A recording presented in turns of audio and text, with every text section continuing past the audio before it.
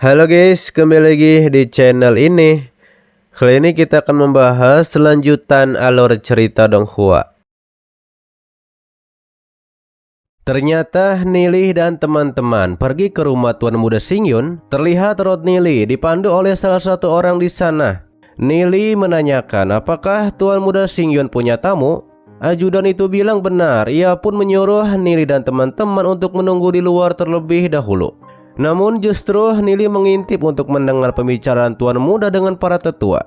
Terlihat tetua dari Tuan Muda Xingyun mengatakan bahwa mereka harus mengakui bahwa bakat Tuan Muda Xingyun memang bagus, namun mereka membandingkannya dengan Liu Feng yang masih sangat jauh. Menanggapi hal itu, Xingyun menjadi bete. Ia pun tidak suka dibandingkan seperti itu. Dikatakan oleh salah satu tetua bahwa di antara 10 tetua di dalam keluarga, sudah ada 6 orang yang mengakui bahwa Yu Feng adalah penerus kepala keluarga. Sedangkan 4 tetua lainnya, ada 2 yang mendukung Liu Shui dan satunya mendukung, dan ada 1 lagi yang tidak memilih.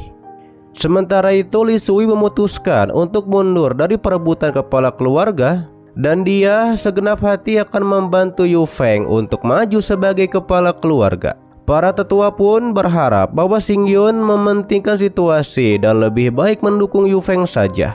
Mendengar hal itu, Xingyun mengatakan kepada tetua ketiga itu, karena Liu Shui sudah mundur dari perebutan kepala keluarga, kalau begitu ia juga akan mundur.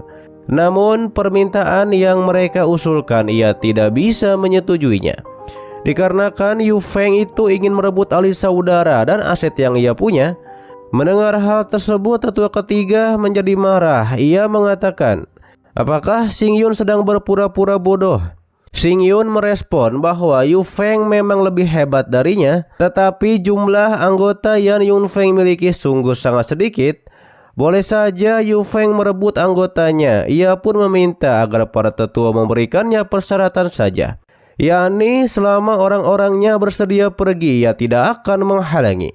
Tetua ketiga pun bergumam. Ia mengetahui bahwa Xingyun punya triknya sendiri. Karena seluruh anggota punya Xingyun sungguh sangat setia kepada Xingyun, segala cara sudah dilakukan, pemaksaan dan membujuk, namun tidak ada satupun yang bersedia mengikuti Yu Feng.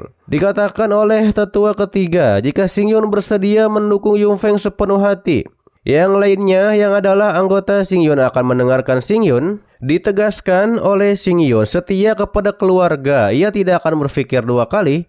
Namun ia diinginkan menjadi antek dari Yu Feng, ia tidak sudi melakukannya. Keluarga Changyan selama bertahun-tahun hanya berhasil memburu seekor iblis sifat evolusi tingkat dewa.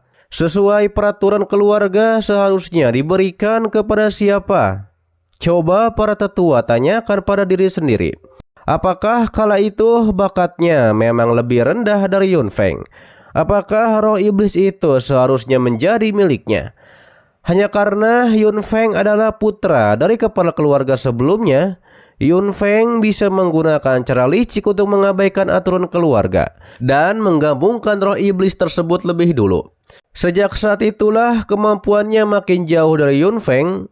Pastinya Xingyun tidak terima akan hal itu. Namun tetua mengingatkan tidak cocok untuk status Xingyun mengatakan hal seperti itu, karena kekuasaan yang Xingyun kuasai akan menjadi faktor ketidakstabilan masa depan keluarga Changyan. Menanggapi itu, Xingyun bilang, akhirnya tetua mengatakan apa yang ada di dalam hatinya. Kemampuan Yu Feng memang lebih hebat darinya, tetapi Yu Feng tidak bisa mendapatkan hati orang lain. Para tetua ini khawatir jika saudara di bawahnya berkembang dan ia akan merebut jabatan dengan Yu Feng. Jadi para tetua ingin menghilangkan suatu kekuatan sebelum menjadi bahaya. Mendengar hal tersebut, Nili yang di luar mengetahui di kehidupan sebelumnya, Xingyun terakhir keluar dari keluarga, kelihatannya sudah didesak sampai tidak berdaya seperti ini. Namun hal ini baru akan terjadi ketika Yu Feng jadi kepala keluarga. Sementara Xingyun menyuruh 2 tetua itu untuk pulang karena ia dan anak buahnya tidak akan menjadi antek dari Yu Feng. Mendengar hal itu, salah satu tetua menjadi sangat marah. Ia pun mengejek Xingyun dan mengatakan Xingyun akan menyesalinya suatu hari nanti. Setelah 2 tetua itu pergi, Nili masuk ke dalam rumah Tuan Muda Xingyun. Xingyun langsung menanyakan, mengapa Rodney datang ke rumahnya? Tuan muda pun mengatakan bahwa Nili dan teman-teman sudah mendengar pembicaranya dengan para tetua. Dikatakan oleh Tuan muda Xingyun bahwa hanya sedikit skandal keluarga sudah membuat Nili dan teman-teman melihat lelucon ini. Tuan muda pun ingin tahu ada hal penting apa Nili datang ke tempatnya. Rodney Lee langsung memberikan roh iblis sesuai yang diinginkan oleh Xingyun. Kata Nili, ini bukan hanya cepat tapi juga sudah bermutasi. Itu lebih kuat dibandingkan roh iblis milik Yu Feng. 感谢的话，还是一只异变的。听到了呀。感谢的话， Xingyun tidak tahu lagi caranya berterima kasih. Ia pun mengatakan, selama Rodney Lee membutuhkan bantuannya, perintahkan dirinya saja. Kata Nili, ia memang datang untuk meminta bantuan Xingyun karena saudaranya yakni Xiaoyu dihabisi Hualing di dunia besar. Jadi dia ingin Xingyun mengutus sedikit anggota kepadanya karena ia akan melenyapkan mereka semua. Menanggapi itu, kata Xingyun, karena Nili adalah saudaranya, berapapun dan untuk kapan itu katakan saja kepada dirinya.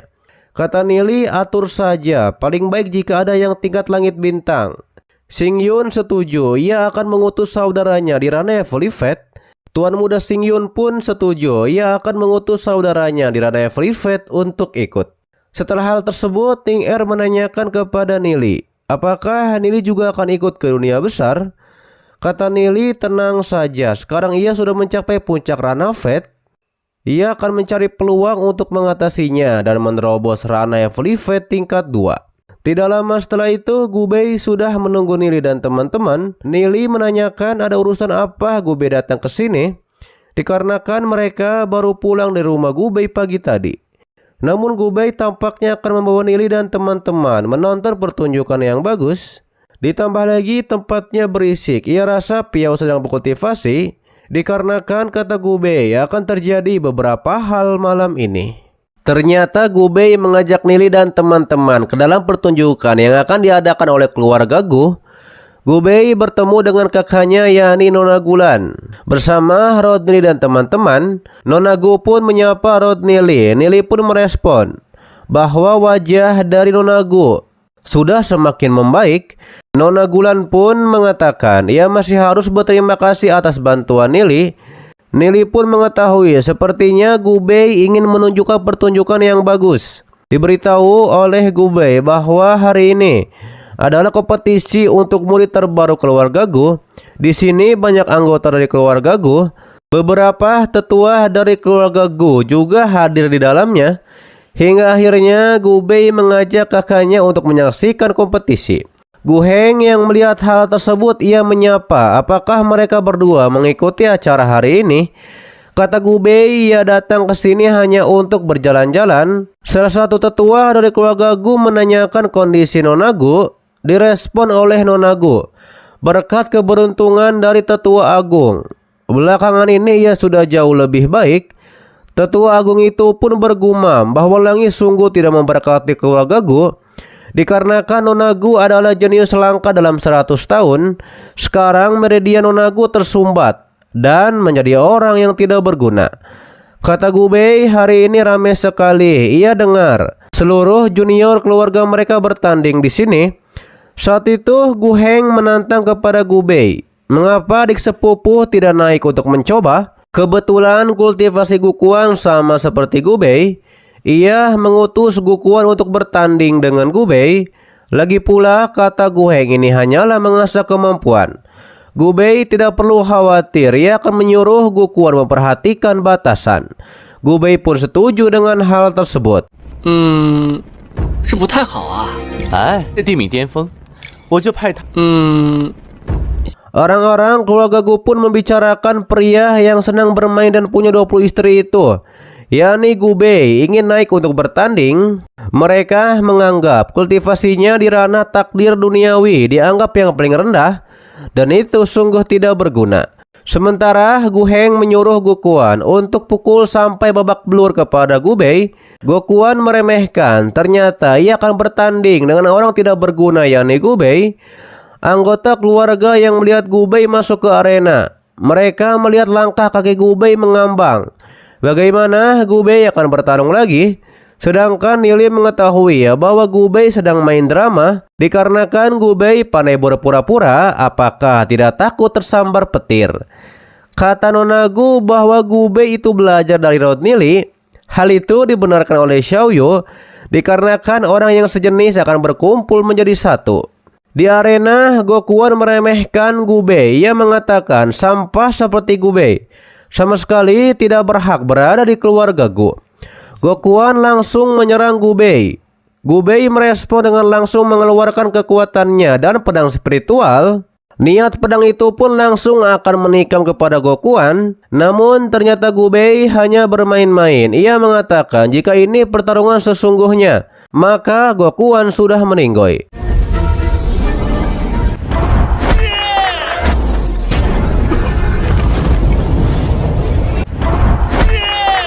Tetua Agung pun mengetahui bahwa niat pedang Gu Bei kuat. Bahkan Rana kehidupan kedua juga bukan lawan dari Gu Bei. Gu Heng juga menjadi kesal dikarenakan ternyata fokus kultivasi Gu Bei adalah niat pedang. Ternyata selama ini Gu Bei hanya berpura-pura lemah. Waduh, senggol bos Gu Bei. Gu Bei. Yuyin yang melihat hal itu, ia juga menjadi heran dengan kekuatan Gu Bei yang bisa meningkat secepat ini. Ia pun menduga mungkinkah niat pedang ini dipahami dari tulisan pedang Nili. Terlihat Tetua Agung menyuruh Gu Bing yang adalah Rana Fate tingkat 3 untuk naik bertarung melawan Gu Bei. Hal itu membuat Gu Heng langsung menyuruh Gu Bing agar bertarung dengan baik dan jangan mempermalukannya. Gu Bing langsung maju dan berubah menjadi roh iblisnya. Melihat Gu Bing yang Rana Fate tingkat 3, Gu Bei bergumam bahwa akhirnya ia tidak perlu menyembunyikan kemampuannya lagi. Ia pun akan bertarung dengan baik. Gu Bei langsung mengeluarkan auranya di sana. Gu Bing merasakan bahwa aura Gu Bei ternyata adalah puncak Rana Fate tingkat 1. Meski begitu ternyata Rod Nili merasakan bahwa aura Gu Bei masih terus meningkat. Gu Bei terlihat akan masuk ke dalam mode roh iblisnya yang adalah harimau bersayap tulang naga. Dengan sekali pukulan saja Gu Bing berhasil dikalahkan oleh Gu Bei. Hal itu membuat anggota keluarga Gu terkejut. Gu Bing yang di Rana Fate tingkat 3 dikalahkan oleh Gu Bei.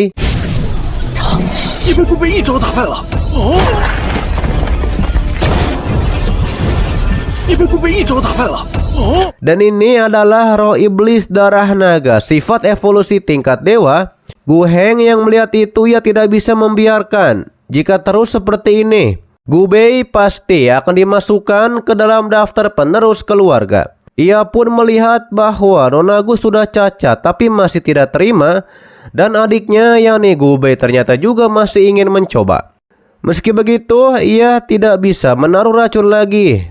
Cara yang sama tidak bisa digunakan dua kali. Tetua Agung saat itu mengumumkan kepada seluruh murid keluarga Gu. Mereka harus segera mengadakan rapat darurat tetua.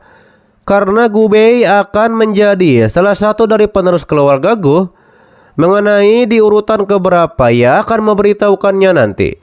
Saat itu Gu Heng berpura-pura memberikan selamat kepada adik sepupunya Gu Bei yang ditetapkan sebagai pewaris. Setelah hal itu terlihat tetua yang mendukung Gu Heng. Ia pun menyuruh agar keluarga menyelidiki dari mana Gu Bei mendapatkan roh iblis tingkat dewa tersebut. Selain itu dalam kondisi yang tidak diketahui oleh keluarga. Dan Gu Bei malah menggabungkan roh iblis yang berharga sendirian. Ia pun menyarankan agar Gu Bei itu dihukum. Namun tetua itu ditegur oleh Ketua Agung bahwa ingin menghukum jenius yang baru menggabungkan roh iblis sifat evolusi tingkat dewa. Tapi tetua ketiga itu tetap bersikeras karena Gu Bei melanggar aturan keluarga. Namun kata Tetua Agung banyak yang melanggar aturan keluarga termasuk Gu Heng. Yakni mengapa meridian Nona Gulan bisa mendadak tersumbat dan menjadi cacat. Dikatakan oleh tetua lainnya bahwa Gu Bei resmi menjadi calon pewaris utama keluarga. Meskipun bakat kemampuan Gu Heng bagus, karakternya itu buruk. Dan Gu Heng diturunkan menjadi pewaris kedua untuk keluarga. Akhirnya mereka pun sepakat apa yang dikatakan oleh ketua keluarga. Sementara itu di luar, anggota keluarga Gu mengetahui bahwa Gu Bei ditetapkan menjadi pewaris pertama dan Gu Heng yang kedua. Gu Heng yang mendengar hal tersebut pastinya ia menjadi marah. Bagaimana bisa Gu Bei mengejar posisinya sebagai pewaris pertama? Ia pun menduga apakah kepala keluarga sudah mengetahui masalah Nona Gulan.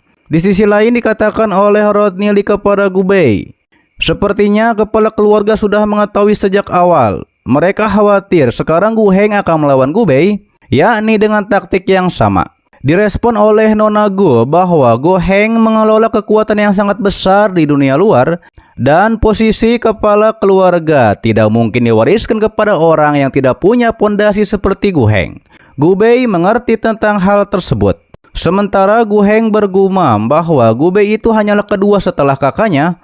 Waktu itu ia dibantu orang itu untuk menurunkan Nona Gulan.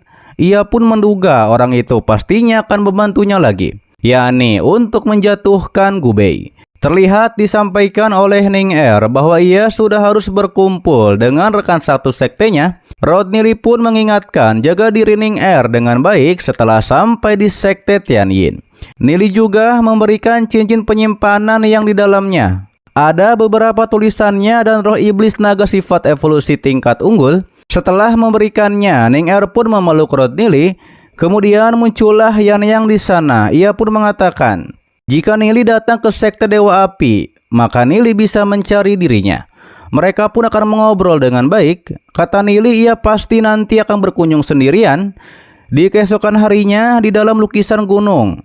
Rodney Lee pun menyerap esensi di sana. Terlihat di dalam lautan jiwa Nili ada dua jiwa kehidupan yang punya dua warna. Namun sekarang masih belum ada perasaan khusus yang lain. Dan sekarang akhirnya ia sudah mencapai ranah kehidupan kedua. Dan sudah saatnya pergi ke dunia besar. 若是来了火神宗，尽可以来。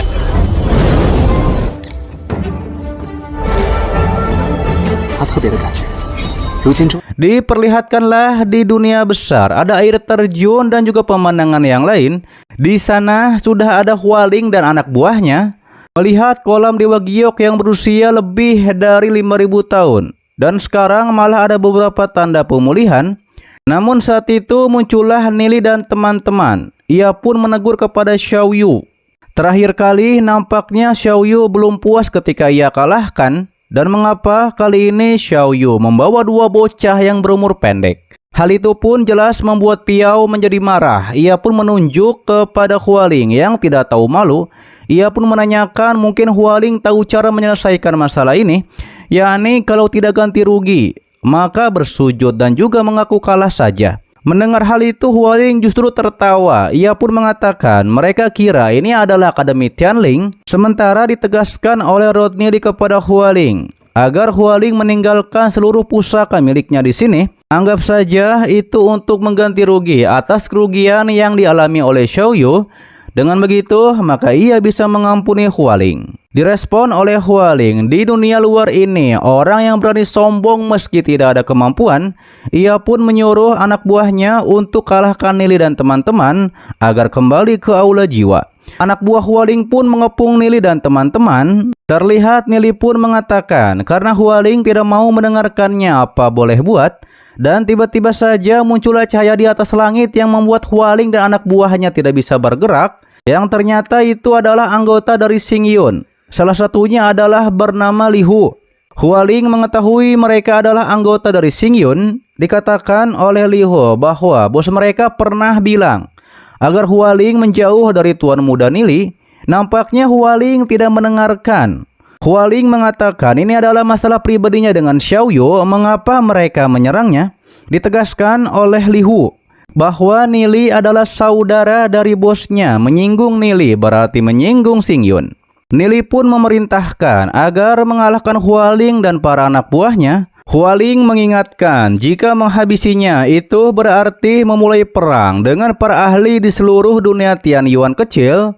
Ditegaskan oleh Li Hu bahwa aliansi Tianxing tidak pernah takut kepada siapapun. Jika ingin berperang, datang saja. Li Hu dan lainnya menyerang kepada Hualing dan anak buahnya dan berhasil menghilangkan mereka. 公子，这是华灵落下的。Setelah hal itu, Li Hu memberikan cincin penyimpanan yang ditinggalkan oleh Hualing. Nili menerimanya. Meski begitu, Nili memberikan kembali dalam cincin ini ada lebih dari 10.000 batu roh. Dikatakan oleh Rodney Lee, terima saja karena ini sudah seharusnya. Ia pun menyuruh agar Li Hu dan lainnya tunggu di sini, dikarenakan ia akan segera kembali. Nili turun ke bawah dan melakukan gerakan tangan. Ia pun mengecek ke bawah kolam. Hingga akhirnya pancaran air pun keluar di sana. Ternyata sumber dari kolam dewa yang adalah akar dewa. Ia mengetahui bahwa di bagian dalam wilayah reruntuhan naga kadang bisa melahirkan beberapa benda misterius yang punya jiwa. Itulah yang disebut dengan akar dewa. Diketahui akar dewa tumbuh di bawah tanah selama puluhan ribu tahun setelah menyerap esensi langit dan bumi yang cukup. Dan tanah akan memadat dan naik ke langit membentuk kolam dewa. Rodney Lee pun mendapatkan akar dewa dan memasukkannya ke dalam lukisan Gunung Wanli. Sementara di atas, Li Hu tahu bahwa Tuan Muda Nili sedang mengambil sesuatu. Kemudian Nili pun mengajak anggota Xingqiu dan teman-temannya untuk pergi. Setelah pergi, terlihat jelas kolam dewa pun menjadi runtuh. Hualing yang melihat hal tersebut, ia pun menjadi marah dikarenakan sudah menyerangnya dan masih merusak kolam dewanya. Ia pun tidak akan melepaskan Nili dan juga Xingqiu. 东西，我性命毁我神池。 Kembali kepada Rodney Lee yang berada dalam lukisan gunung, ia pun sedang memantau dan mengetahui kelihatannya kekuatan Dewa Langit di dalam lukisan membuat akar dewa dipelihara dengan sangat baik. Secepat ini bahkan bisa memadat menjadi bukit. Ia juga melihat kolam dewa yang baru sudah mulai menghasilkan batu roh yang baru saja dan jumlah yang dihasilkan lebih tinggi dari yang sebelumnya. Karena di dalam peta gunung Sungai Wanli adalah lingkungan yang sempurna untuk memelihara kolam dewa. Berpindah di tempat lain, terlihat Gubei bersama Piao sedang merekrut orang untuk masuk aliansi Yao. Aliansi ini menawarkan setiap bulannya disediakan 20 batu roh dan beragam tunjangan lainnya. Dan yang di atas, akar spiritual bumi setiap bulan mendapatkan 30 batu roh, dan akar spiritual langit mendapatkan 40 batu roh. Juga ada promosi. Jika tanda tangan perjanjian sekarang, ada subsidi sebanyak 30 batu roh. Para praktisi pun berpendapat ini sangat banyak. Apakah ada aliansi lain yang menawarkan seperti ini? Karena ini berkali lipat dari kekuatan yang lain. Salah satunya pun ingin bergabung. Begitupun dengan yang lainnya yang berebut untuk tanda tangan perjanjian. Kembali kepada Rodney Lee, ia pun mengetahui bahwa satu akar dewa itu masih belum cukup. Ia pun harus menciptakan beberapa kolam dewa lagi agar batu roh lebih banyak dihasilkan untuk bisa memberikan kekuatan yang besar. Karena pelajaran yang ia dapat dari kehidupan sebelumnya tidak akan cukup untuk melawan Kaisar Suci. Dan jika hanya mengandalkan dirinya sendiri yang bertarung, namun ia harus membangun kekuatan yang bisa melawan Kaisar Suci. Kaisar Suci itu menguasai semesta tanpa batas dan dia adalah penguasa sesungguhnya di wilayah leluhur iblis. Di kehidupan sebelumnya, satu-satunya yang bisa melawan Kaisar Suci adalah wilayah leluhur dewa. Sementara gadis suci di wilayah leluhur dewa itu mendadak hilang, sehingga membuat seluruh wilayah leluhur dewa juga berubah menjadi api emas dan habis terbakar. Ia mengetahui harus membangun kekuatan yang cukup untuk melawan Kaisar Suci. Dan langkah pertamanya adalah menyatukan sekte bulu ilahi yang terpecah belah dan menjadi ketua sekte dari sekte bulu ilahi terlebih dulu. Lalu kemudian aliansi Yao pun resmi dibangun. Selanjutnya Nili dan dua temannya mengatur ulang aliansi Yao yang baru didirikan. Mereka juga mengajarkan teknik kultivasi dan memilih praktisi elit. Dan seluruh aliansi Yao juga terlibat dalam pelatihan intensif. Sedangkan Xingqiu juga sering datang untuk berbagi pengalaman sebagai seorang pemimpin. Sebelum masuk ke dunia besar luar, aliansi Yao ini sudah membuat kehebohan di Akademi Tianling dan menarik perhatian banyak orang. Lalu kemudian Rodney Lee mendatangi Gubei. Gubei mengatakan bahwa anggota aliansi Yin sudah bilang jika mereka berani membiarkan anggota mereka ke dunia luar, mereka akan mulai memburu kita. Kata Nili, itu bukan masalah besar. Jika ingin punya fondasi yang stabil di dunia besar, tentu saja harus melewati pertarungan. Kita akan melakukan perluasan lebih dulu dengan bantuan Xingyun karena ia sudah memberitahukan Xingyun agar Xingyun mengutus orang untuk membawa anggota Nili ke dunia besar. Sedangkan Nili tidak ikut ke dunia besar karena ia harus melakukan suatu hal. Di malam harinya terlihat Xingyun memberitahu Nili bahwa ia sudah menghubungi penjualnya. Namun ia menanyakan mengapa Nili membeli kolam dewa yang sudah hampir mengering. Kata Nili, ia punya tujuannya sendiri. Ia berharap Xingyun mau merahasiakannya. Nili pun bergumam, memang benar kolam dewa yang ingin ia beli mengering, tetapi di dalam peta gunung sungainya bisa menghasilkan 3000 batu roh dalam waktu sebulan. Bahkan masih ada 3 esensi batu roh. Nilai dari kolam dewa yang menua ini menjadi jauh lebih dari itu. Hingga akhirnya mereka berdua pun bertemu dengan penjual kolam dewa kering. Dikatakan praktisi itu karena Nili adalah teman bos Xingyun. Ia akan terus terang saja bahwa kolam dewa hujan api ini sungguh tidak punya masa depan. Setahun paling banyak hanya bisa menghasilkan 2000 batu roh. Namun saudara mereka menjaganya hanya untuk mencari nafkah. Jika Nili ingin kolam ini, ia hanya akan menjualnya seharga 5000 batu roh saja. Kata Xingyun kepada praktisi ini yang bernama Tenzi bahwa Nili adalah saudaranya. Ia pun menawar dengan harga 3000 batu roh. Akhirnya mereka sepakat. Nili memberikan cincin penyimpanannya yang di dalamnya ada 3000 batu roh. Nili menyuruh Xingyun untuk tunggu sebentar. Nili pun langsung naik ke atas dan melakukan segel tangan. Ia pun menggunakan kekuatannya dan akan mengambil akar dewa dari kolam tersebut. 50时，不二家。 Setelah hal itu, kata Xingyun, bagaimana kali ini ia membawa 5000 orang. Ada 16 orang di ranah langit berputar dan 30 orang ranah langit bintang. Dan kali ini, kata Xingyun, kita harus mendapatkan akar dewa tersebut. Disampaikan oleh Nili agar Xingyun bantu ia beritahu kepada anggota Xingyun jika strategi mereka berhasil. Setiap orang itu bisa mendapatkan 200 batu roh. Ditambah lagi ada diskon jika tidak beruntung. Dan jika ada anggota yang tumbang, maka ranah langit bisa mendapatkan subsidi sebanyak 100 batu roh. Dan ranah langit berputar akan mendapatkan 500 batu roh. Ialah yang akan memberikan semua batu roh ini. Mendengar hal itu, Xingyun menjadi terkejut. Ternyata Nili adalah sultan. Iya dong, Nili bos senggol dong. Aduh. Main-main ente, main-main. Tentu saja Xingyun setuju. Ia mewakili anggotanya untuk berterima kasih kepada Lord Nili. Anggota Xingyun juga semakin semangat dan ingin segera berangkat. Hingga akhirnya mereka pun berangkat untuk mendapatkan akar dewa. Sementara itu terlihat anggota Gu Heng melaporkan bahwa ia memakai teknik pengumpul suara dan mendengar. Sepertinya Nili, Xingyun dan anggotanya menemukan sebuah kolam dewa menengah di alam dunia luar dan mereka seharusnya bersiap untuk menyerang. Tapi Gu Heng mengetahui bahwa kolam itu dijaga oleh banyak roh iblis darah naga dan tidak semudah itu mendapatkannya. Ia pun punya rencana agar tunggu sampai mereka menyerang sampai setengah. Barulah anggotanya bertindak untuk merebut kolam dewa tersebut. Sehingga membuat Nili, Xingyun dan anggotanya usahanya menjadi sia-sia. Tapi salah satu anggota Xingyun mengetahui bahwa Xingyun itu sangat kuat. Bisakah itu memicu pembalasan dendam jika merebut kolam dewanya? Namun ditegaskan oleh Gu Heng, jika kita sudah memiliki kolam dewa, apakah perlu takut kepada Xingyun? Karena kolam dewa menengah yang baru pasti memiliki batu roh dengan jumlah yang besar.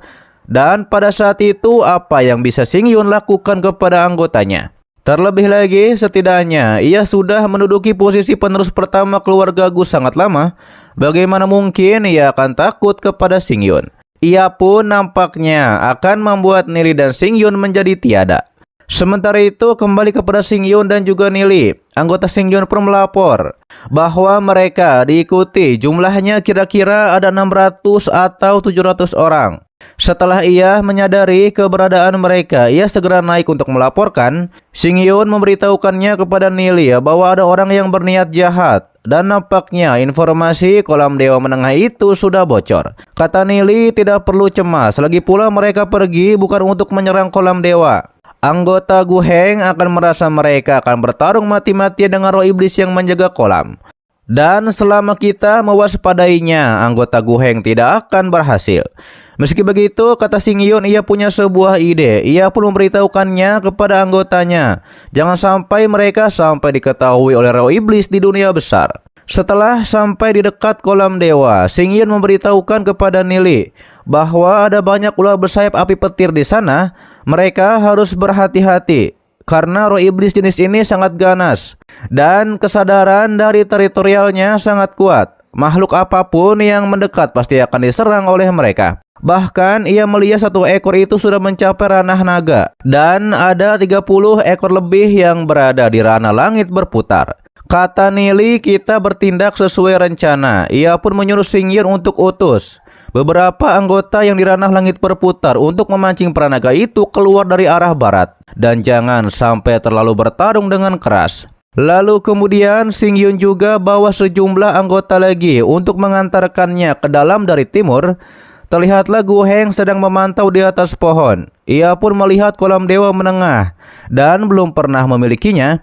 Ia pun menyuruh anggotanya untuk bertindak setelah pertarungan mereka memanas. Namun Gu Heng melihat ada yang salah karena Nili dan Xingyun dan anggotanya santai-santai saja.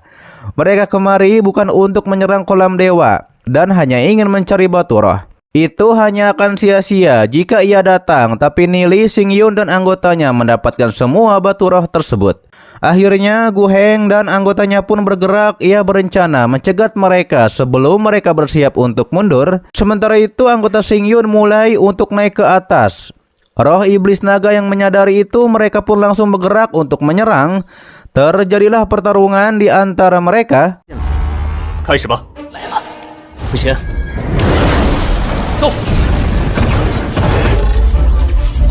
Di sisi lain, tim kedua dari Xingyun juga maju untuk memancing para naga ini. Namun Nili melihat bahwa roh iblis ranah naga ini cukup pintar, sama sekali tidak masuk jebakan dan tidak meninggalkan wilayahnya. Kata Xingyun, kita akan kesulitan untuk menyusup jika ular bersayap itu tidak pergi. Tapi Nili bilang kita hanya perlu kesepakatan. Ia pun menyiapkan kekuatan hukum yin yang-nya dan menghancurkan pola prasasti di sana. Jelas bos ular naga yang menjaga pun menjadi turun. Hal itu dimanfaatkan Nili dan Xingyun untuk maju, tapi ternyata masih banyak ular naga yang tersisa. Ia pun bersama anggotanya langsung maju untuk menyerang. Xingyun menyuruh Nili untuk cepat turun karena ia akan menahan para ular naga ini. 他被骗下来，上！你的兄，我们拖住一声。 Akan tetapi Nili dihadang lagi oleh ular naga. Ia pun langsung menyatu dengan roh iblisnya yang adalah naga sayap suci. Ia pun langsung menyerang kepada para ular naga tersebut. Bahkan serangan para naga itu tidak mempan kepada Rod Nili. Waduh, Rod Nili bos kebal. Karena tubuh fisik naga bersayap ini punya kekuatan pertahanan yang luar biasa. Nili pun akan langsung menerjang dan menyelam ke bawah.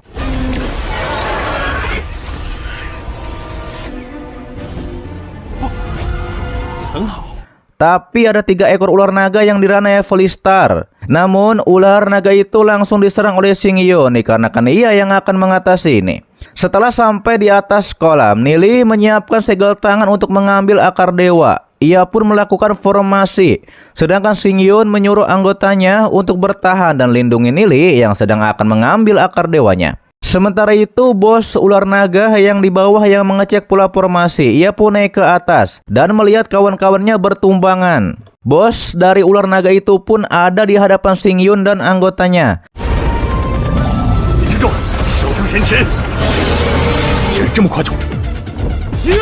Xingyun menyuruh anggotanya untuk halangi ular naga itu bersama-sama, tapi dengan kekuatan bos naga itu, ranah Heavenly Star saja dihabisi dalam sekejap. Anggota Xingyun pun tahu bahwa roh iblis ranah naga ini ternyata semenakutkan itu. Anggota Xingyun mencoba untuk menghalangi bos naga itu agar tidak mendekati kolam. Kembali kepada Rod Nili yang masih melakukan formasi untuk mengambil akar dewa. Melihat Nili akan mengambil akar dewa, bos naga itu pun langsung turun ke bawah untuk menyerang Rod Nili. Xingyun menyuruh anggotanya untuk kejar dan hentikan bos naga tersebut. Sedangkan Xingyun sendiri akan menyatu dengan roh iblisnya, yakni naga emas darah merah.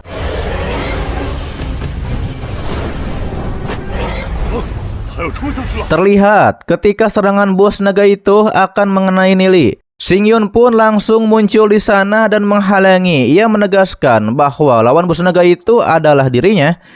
Namun ternyata Xingyun malah dikunci oleh tekanan dari bos naga, yakni dengan api petir. Jadinya ia tidak bisa bergerak sama sekali. Xingyun pun akan terkena serangan dari bos ular naga. Anggotanya pun langsung mengorbankan diri agar Xingyun selamat. Jelas hal itu membuat Xingyun menjadi marah. Ia pun menantang bos ular naga untuk bertarung dengannya. Tapi bos ular naga mengetahui tujuan mereka dan mengincar Rod Nili. Dan ketika serangan dari bos ular naga akan mengenai Nili, Nili tepat waktu untuk menarik akar dewa dari kolam dewa. Meski begitu, ternyata Nili terkena serangan bos ular naga tersebut. 星云老大小心！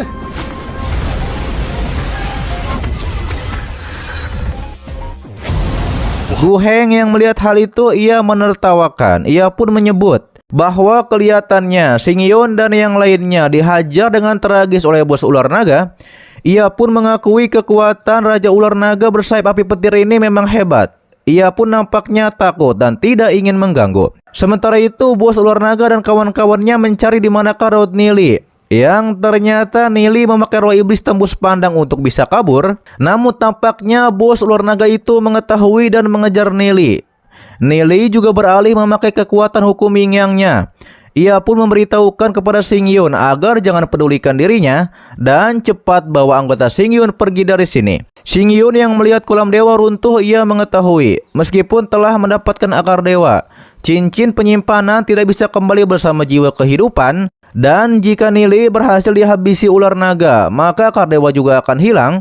Ia pun kesal, ia hanya akan meninggoy sia-sia meski mencoba membantu Nili. Hingga akhirnya ia pun menyuruh semua anggotanya untuk mundur kembali kepada Nili karena semuanya sudah aman. Ia sudah menaruh akar dewa di dalam peta gunung sungai Wanli dan sudah diikat dengan jiwa kehidupan. Tidak masalah ia meninggoy di alam ini. Tapi sayangnya kultivasinya turun. Ia pun harus berusaha keras untuk sampai ranah kehidupan ketiga dari kedua. Namun saat itu Nili menghampiri Gu Heng dan anggotanya. Ia pun menanyakan dan berpura-pura mengapa Gu Heng ada di sini dan juga membawa banyak anggota. Jelas kedatangan Nili ke sini untuk memancing bos ular naga agar menyerang Gu Heng dan anggotanya. Gu Heng menjadi kesal kepada Nili.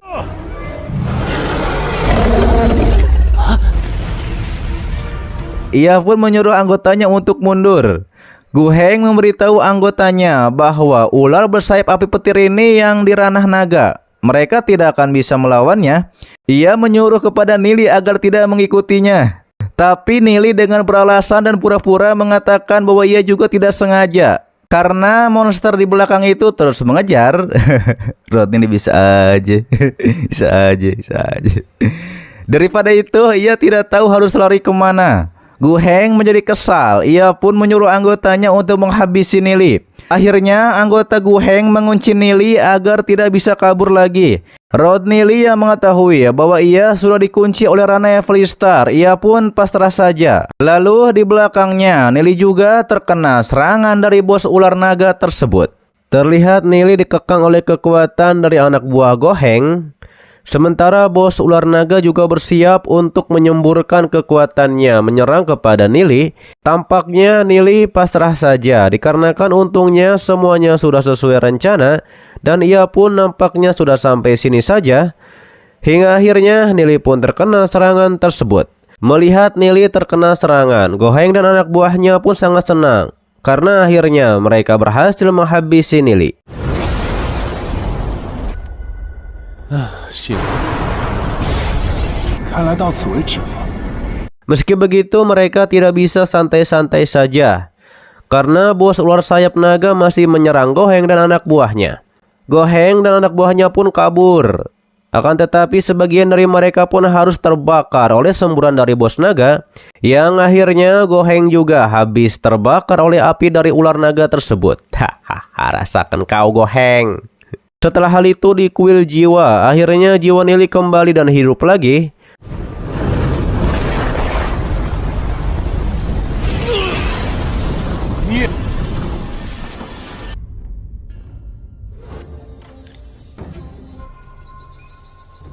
Akan tetapi meski hidup lagi ranahnya menjadi fate tingkat 2, kehidupannya akan berada dalam kondisi tidak stabil untuk jangka waktu yang panjang, dan Nili tidak bisa meninggalkan jiwa kehidupannya ke kuil jiwa lagi. Namun ia menyadari sepertinya ada yang aneh di jiwa kehidupannya.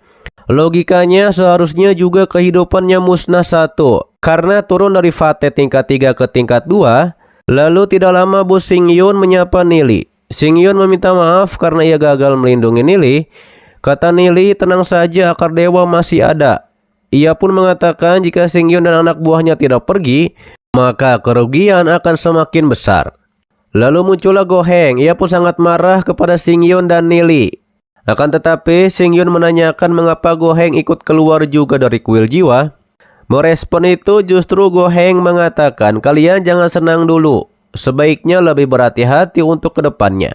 Ia pun mengajak anak buahnya yang sangat banyak itu pergi dari sana.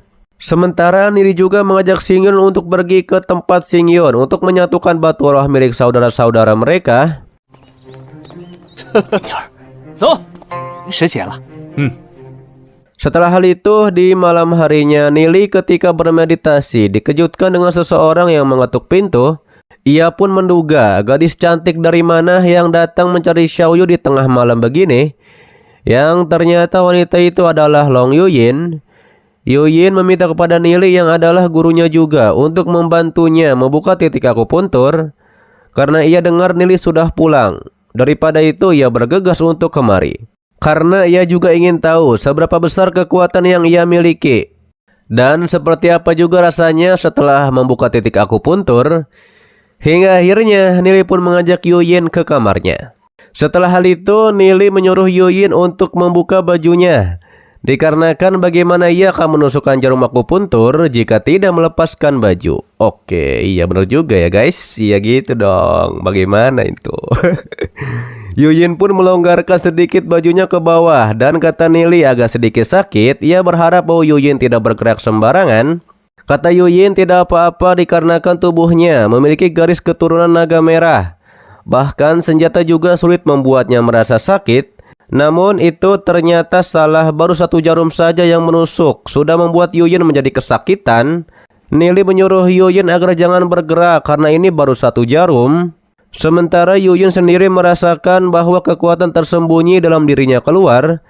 Ia pun terkejut, sebenarnya ada kekuatan seperti ini. Setelah Rod Nili menusukkan beberapa jarum, ia mengatakan,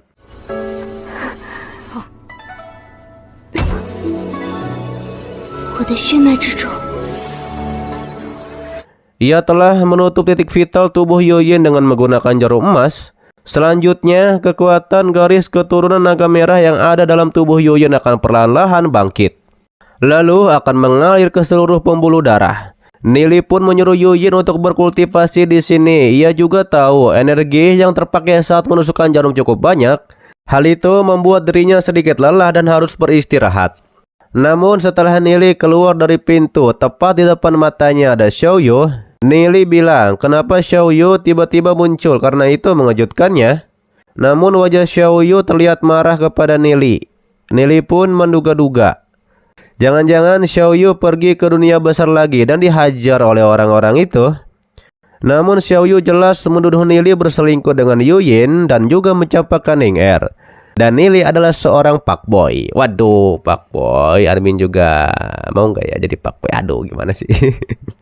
Kata Nili, ini bukan masalah besar. Dengarkan penjelasannya dulu. Ia jelas tahu bahwa Xiaoyu salah paham terhadap hubungannya dengan Yuyin. Tapi dari ekspresi Xiaoyu, Nili menduga apakah Xiaoyu juga menyukai Yuyin. 关系了，对不起，龙语音吗？这都哪跟哪？啊，看他的样子， 1 jam kemudian terlihat ledakan kekuatan dari Long Yuyin terlihat.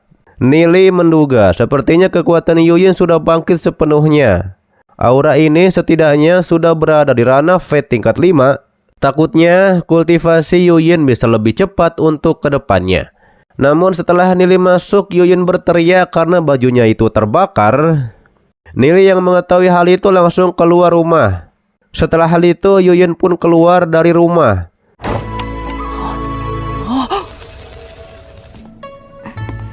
Nili menanyakan apakah seluruh titik akupuntur Yuyin sudah terbuka.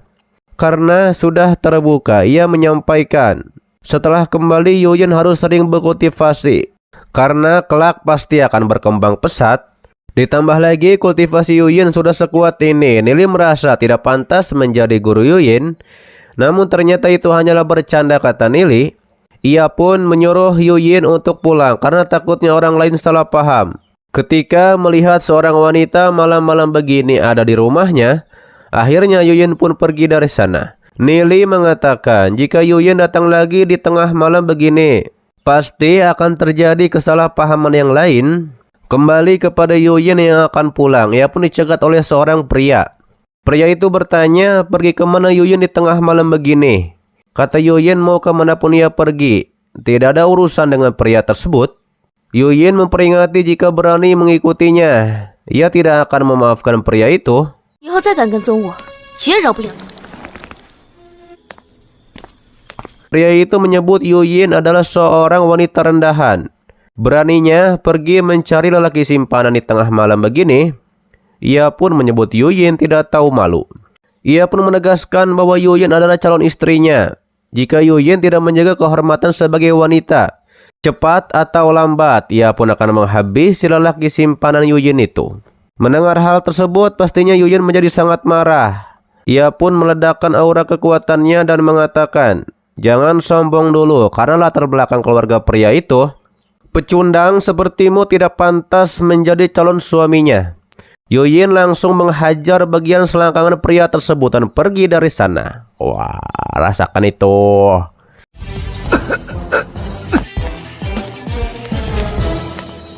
Setelah hal itu, di dalam peta lukisan gunung sungai Wanli, Nili memantau bahwa kolam ilahi sudah mulai terbentuk.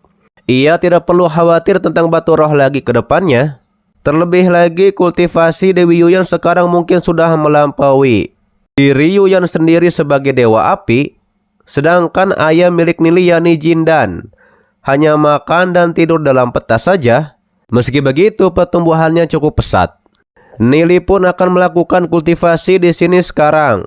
Ia tidak perlu merasa sayang pada esensi batu roh lagi.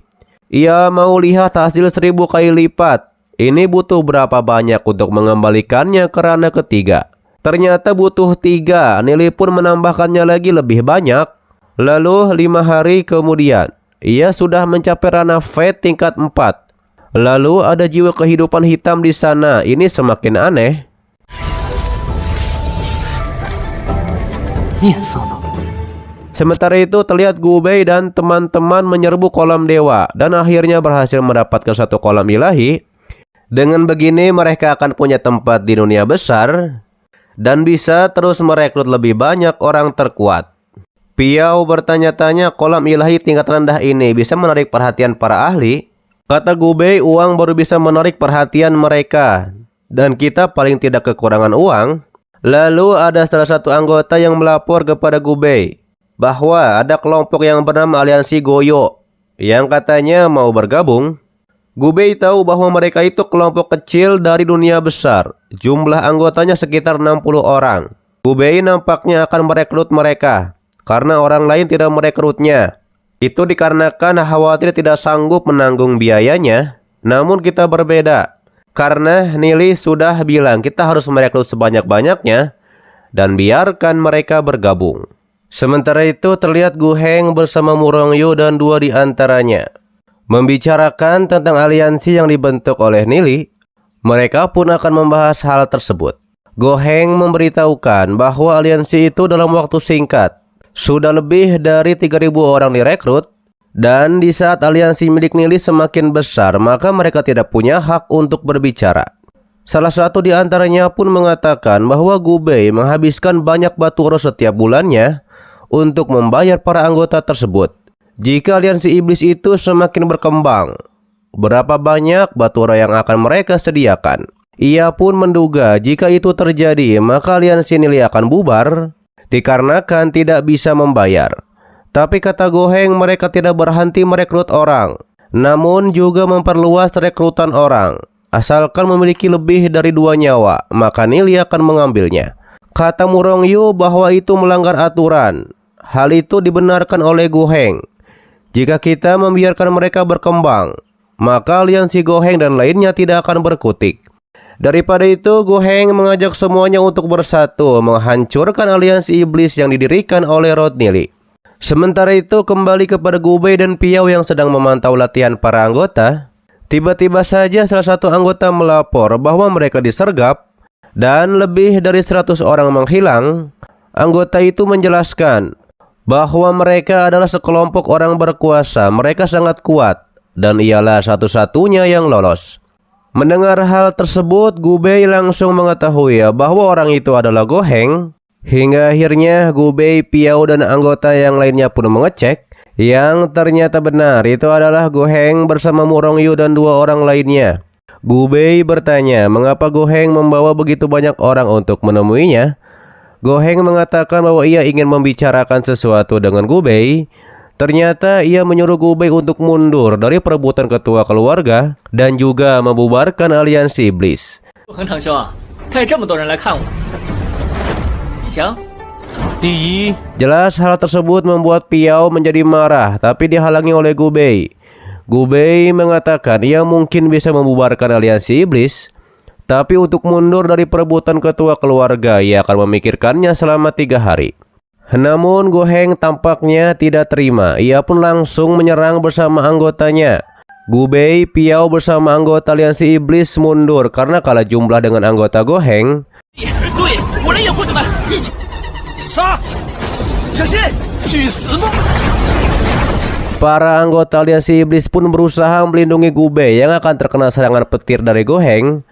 Meski begitu, ternyata Gubei memahami kata pedang yang ditulis oleh Nili. Ia pun berhasil melukai pipinya Goheng. Juga berterima kasih kepada Goheng karena telah membantunya memahami konsep dari arti pedang leluhur. Ia juga meyakinkan bahwa kultivasinya nanti akan jauh lebih kuat daripada Goheng. 想反抗我，你还差得远。哪怕你一直杀我，让没有你这一下。 Gubei diberitahu bahwa anggota tersisa hanya 200 orang.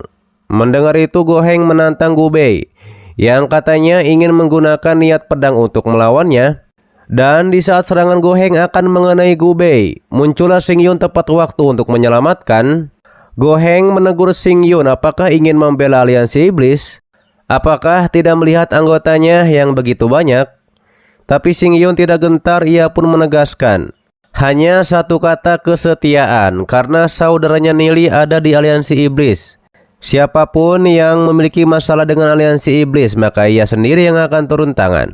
Goheng merespon itu dengan akan meladeni Xingyun dan anggotanya. Hingga akhirnya terjadilah pertempuran di antara kedua belah pihak.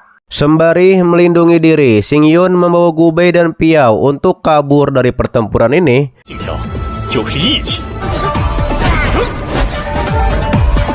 跟我们一起冲！ Goheng yang melihat hal tersebut menjadi kesal. Ia mengatakan di masa depan ia akan memusnahkan Xingyun dan anggotanya dari dunia besar. Setelah hal itu, Piao melapor kepada Nili bahwa benteng aliansi iblis mereka disergap. Hanya berapa ratus orang yang bisa dievakuasi. Saat itu Gubei juga meminta maaf karena Xingyun kehilangan banyak anggota karena membantu aliansi iblis. Meski begitu, kata Xingyun tidak masalah karena anggota Gohenglah yang kehilangan banyak orang. Xingyun memberitahukan kepada Nili bahwa aliansi bulan darah milik Goheng telah mengumpulkan begitu banyak kekuatan. Jika Nili memutuskan untuk perang, maka ia akan menghubungi beberapa saudaranya untuk membantu Nili menangani aliansi bulan. Pastinya Nili butuh bantuan Xingyun. Ia pun menanyakan apakah pernah melihat perkelahian antar gangster, yang artinya kata Nili tangkap saja pimpinannya maka itu akan selesai. Hal itu ide yang bagus, ucap Xingyun. Ia pun menyarankan mereka ambil saja semua kolam dewa milik aliansi bulan, yakni untuk memulai dengan menghancurkan kekayaan mereka, juga menyuap orang dalam dari aliansi bulan, dan habisi Goheng ketika punya kesempatan. 见过地痞流氓打架吗？他们内部的人好盯紧固。咱们去把血月盟，这确实是个不错的办法。你就继续养伤吧。Setelah hal itu, nampaknya Nili akan berkultivasi untuk memperkuat jiwanya dan juga mengembalikan kekuatan, karena jiwa kehidupan dari kuil jiwa setara dengan tubuh palsu. Begitu pemilik jiwa meninggoy, tubuh baru akan dibentuk kembali.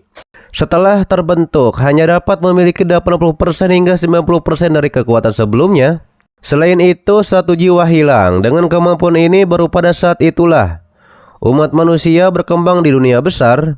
Di antara keluarga besar, hanya karakter yang mendominasi dunia besar. Orang itu yang dapat memenuhi syarat untuk bersaing memperebutkan gelar kepala keluarga. Ditambah lagi, jika Gu Bei tidak bisa bertarung langsung dengan aliansi bulan yang menindas saat ini, maka ia akan kehilangan tempat di dunia besar. Lalu tiba-tiba saja ada yang mengetuk pintunya Nili, yang ternyata itu adalah guru akademi. Guru akademi memberitahukan bahwa Guru Agung Tianyun ingin bertemu dengan Raut Nili. Hingga akhirnya guru akademi memimpin jalan untuk Nili bertemu dengan Guru Agung Tianyun. Terlihat Nili pun melihat ruangan Guru Agung yang membuatnya terpukau. 天云神尊想要见你。你就是烈。莫非神尊也学习了天？ Setelah melihat Guru Agung Tianyun, Nili pun mengetahui bahwa aura dari Guru Agung mirip dengan gurunya.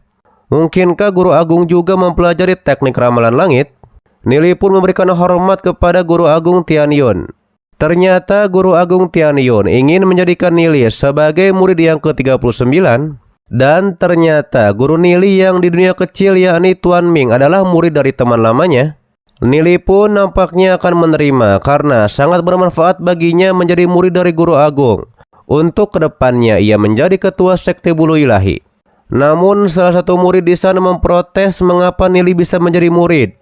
Karena kultivasinya belum mencapai persyaratan, dikarenakan Nili baru ada di ranah Volivet. Ditegaskan oleh Guru Agung ini bukan tentang ranah, melainkan tentang pemahaman Dao. Dan mungkin Nili jauh lebih kuat daripada banyak orang di ranah yang sama. Akan tetapi Nili mengatakan ia sudah terbiasa bebas dan tidak dikekang oleh suatu faksi. Ia pun berharap setelah menjadi murid dari Guru Agung, ia bisa pergi dan datang kapan saja ke kuil ini. Murid itu yang tidak suka ia pun memprotes lagi.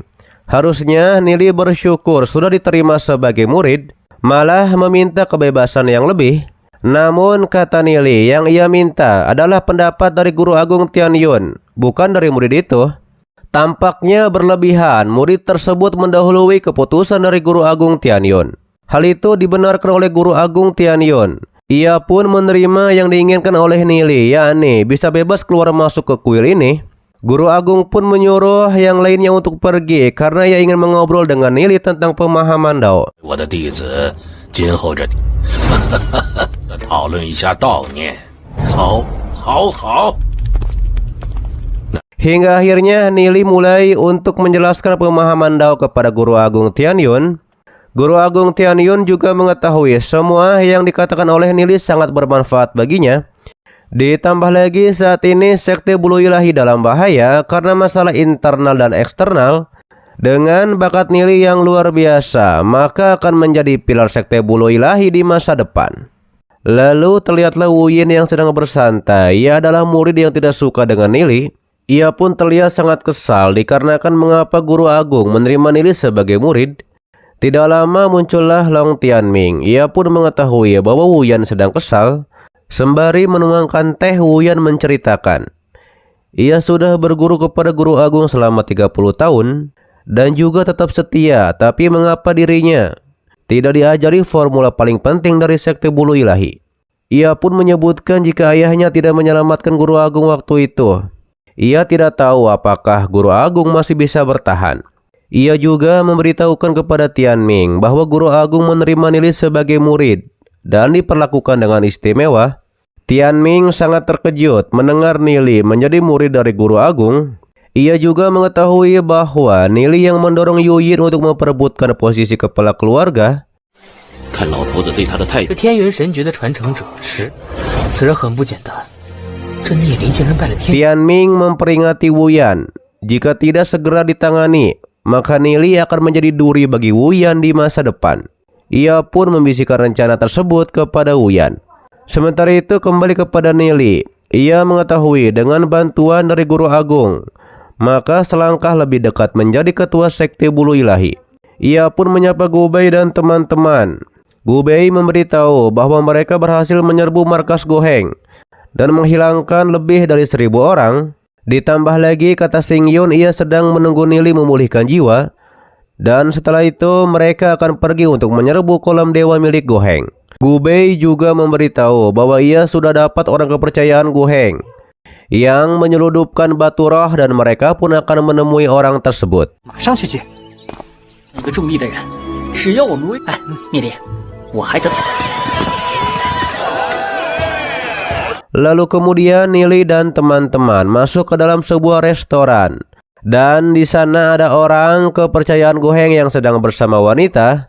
Lalu salah satu pelayan pun melaporkan kepada orang itu bahwa Nili dan teman-teman ingin bertemu.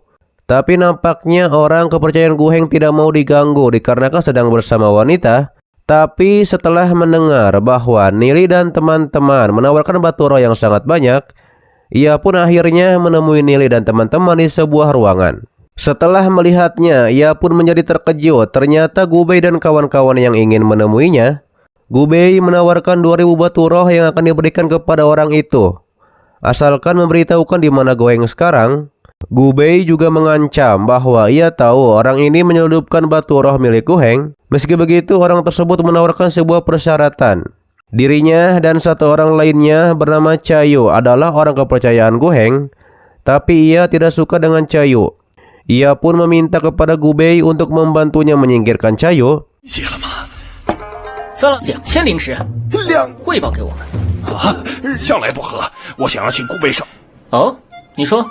Akhirnya Gu Bei setuju. Ia pun akan menyerang kepada Chayu dan Gu Heng secara bersamaan. Tapi kalau orang ini melakukan kecurangan pada saat proses kerjasama, surat-surat yang akan ditulis ini akan dikirimkan ke tangan Gu Heng. Gu Bei menyuruh orang itu untuk tulis seperti yang ia katakan. Setelah menuliskannya, Gu Bei memberikan imbalan 2000 batu roh kepada orang itu. Orang ini sangat senang karena bisa mendapatkan lebih banyak batu roh. Dan ia pun langsung pergi dari sana. Gu Bei bertanya kepada Nili, apakah menurut Nili orang ini dapat diandalkan? Kata Nili, tenang saja karena orang itu hanya tertarik pada keuntungan dan pastinya akan menjadi patuh. Ditambah lagi kata Xingyun bahwa Chayu itu adalah orang yang berbakat. Nili menyuruh Xingyun untuk menghubungi Chayu dan atur semuanya, seolah-olah Chayu itu adalah seorang pengkhianat. 势力会愿意收留。十月被何贵陷害，迟早有一天。柴月是一个人才，我曾要……应该说是帮助他吧。 Setelah hal itu, Nili dan teman-teman berada di toko harta karun yang disebut Pavilion Tianbao, yang ternyata terbesar yang ada di kota Mingsan. Hingga akhirnya Nili dan teman-teman masuk ke dalam untuk membeli harta karun. Setelah keluar, kata Piao, kami semua membeli satu set baju besi dan senjata. Dan mengapa Nili hanya membeli perlengkapan ruang? Kata Nili, ia sudah punya satu set senjata dan sekarang mereka semua memiliki satu set harta karun kelas 6. Ditambah lagi itu lengkap. Dengan begini, kata Nili, dirinya menjadi lebih percaya diri untuk melakukan petualangan. Sementara itu di halaman timur terlihat ada orang berambut pirang. Ia pun menjadi kesal karena peringkatnya turun di papan peringkat. Lalu diperlihatkanlah di halaman bagian timur dijelaskan terdapat lebih dari 600 mahasiswa di kampus timur ini. Setiap orang mempunyai peringkat dan pendatang baru nomor 1 di sesi terakhir adalah Murangyo. Jenius nomor 1 di sesi sebelumnya adalah Xingyun. Juara sebelumnya adalah Gu Heng. Hal tersebut dijelaskan oleh Gu Bei. Kata Piao, Gu Heng benar-benar kuat. Apakah bisa menghabisinya nanti? Tapi ini bagus untuk Nili. 更早一届的冠军是顾河，血雨是个什么东西？也不算。 Lalu muncullah Yuyin di sana yang menjelaskan bahwa mereka yang bisa diterima di pengadilan menengah semuanya super jenius. Bahkan mereka akan diajari pribadi oleh 5 ahli tingkat terkuat di sekte bulu ilahi. Hanya orang jenius dari pengadilan menengah di masa depan nanti akan memenuhi syarat untuk menjadi pemimpin keluarga besar dan juga bisa merebut posisi ketua sekte. Ditambah lagi masuk 10 besar di kampus timur mungkin untuk dipilih oleh pengadilan menengah. Ternyata dari tadi Yuyin mengikuti Nili dan teman-teman dan mereka pun akan masuk ke halaman timur atau kampus timur ini. Nili dan teman-teman juga menduga mungkin Xiaoyu juga ada di sana yang seharusnya berada di arena seni bela diri. Lalu kemudian diperlihatkanlah ada seseorang yang bertanya yang adalah seorang tetua Apakah murid yang diterima tahun ini cukup baik? Ada Gubei, Yuyin yang sangat populer dan keduanya juga ada di sini. Nampaknya mereka adalah guru atau tetua di kampus ini. Salah satunya mengetahui bahwa di sesi ini cukup banyak yang berada di atas level 5. Bahkan Gubei dan Yuyin bisa menampilkan roh iblis tingkat dewa. Nampaknya mereka berdua akan dipromosikan ke pengadilan menengah. Tetua itu pun memberitahukan kepada para murid sesuai peraturan halaman timur. Mereka semua harus menantang kakak senior di kampus timur lebih dulu. Bebas menantang, setiap orang dapat menantang hingga 5 kali. Menang atau kalah secara langsung akan mempengaruhi peringkat. Tapi dengan aturan tidak bisa menghabisi dalam pertarungan tantangan, tetua pun mengumumkan acara tantangan dimulai. Terlihat sepertinya Nili memandang kepada Murong dan ingin menantangnya. Sementara Murong bergumam bahwa ia sudah di ranah Flivet tingkat 6. Ia ingin mengetahui keberanian dari Rod Nili.